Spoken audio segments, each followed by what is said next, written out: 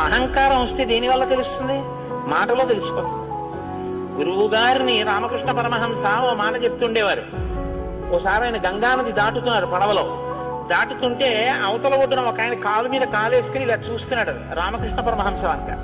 పక్కన కూర్చుని ఆయన అన్నాడు, పడవలో ఉన్నాయన, ఆయన మిమ్మల్ని ఎప్పుడు చూసినా వచ్చి మీకు నమస్కారం పెట్టి చాలా గౌరవంగా మాట్లాడేవాడుగా, మరి మీరు వస్తుంటే అలా కాలు మీద కాలేసి కూర్చున్నాడు ఏంటి అన్నారు.